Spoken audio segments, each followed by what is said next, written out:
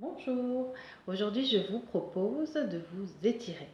Nous allons faire l'étirement poumon gros intestin qui vient d'une série du maître Shiatsu Masunaga. Alors ce qu'il faut savoir, c'est que vous allez faire une petite gestuelle avec vos mains. Donc je vous la montre tout de suite parce que vous ne verrez un petit peu moins quand je vais être debout. C'est de croiser les pouces. Peu importe quel pouce va sur l'autre puisqu'on fera les deux. Ensuite, vous pliez tous les doigts sauf les index et vous rapprochez les index. Ça va mettre une belle tension sur l'étirement pour les bras et mettre en mouvement l'énergie poumon gros intestin. Une chose aussi à savoir, ça c'est personnel, je trouve ça confortable et ça stabilise bien la ceinture abdominale. Quand on est face droit, qu'il n'y a pas de mouvement, vous en profitez pour inspirer en gonflant le ventre et expirer en le laissant revenir à normal. Voilà, c'est une respiration calme et ample.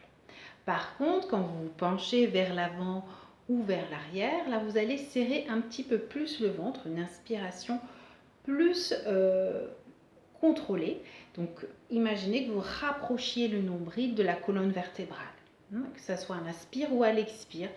C'est très confortable quand on le pratique et ça permet de gainer davantage et de protéger donc les lombaires et le ventre.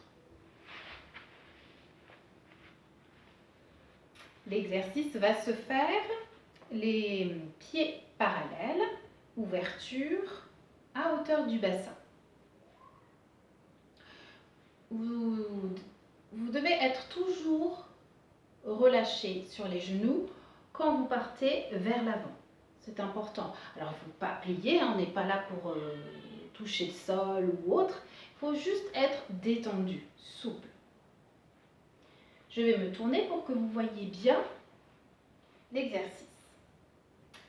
Pieds parallèles, bassin relâché, genoux relâchés. J'attrape les pouces. Je ferme les doigts, sauf les index qui se rapprochent. Je tends les bras. J'inspire et à l'expire, je vais descendre vers l'avant. Je relâche bien la nuque. Le menton se rapproche du sternum et je laisse tomber la tête. Et je descends petit à petit avec la colonne vertébrale. Mes bras sont tendus et montent vers l'arrière. Je m'arrête où je sens que ça commence un peu à tirer. Et j'inspire, on va dire 3 fois. Et j'expire profondément. À chaque expiration, j'en profite pour aller un petit peu plus loin, pour me détendre.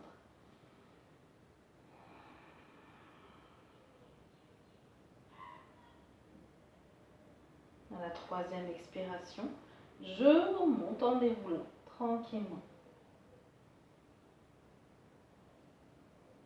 Je peux faire une étape comme ça pour respirer une fois. Puis sur la prochaine inspire, je regarde vers le haut, je tends davantage les bras, je rapproche les omoplates. Et je reviens droit. Je peux aussi faire une pause, inspire, expire. Inspire.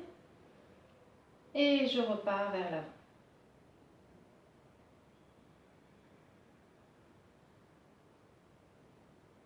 Cette fois-ci, je peux aller un petit peu plus loin.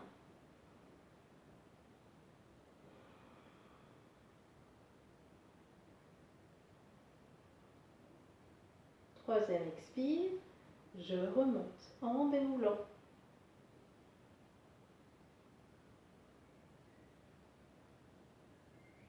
Et je peux enchaîner tout de suite. Inspire.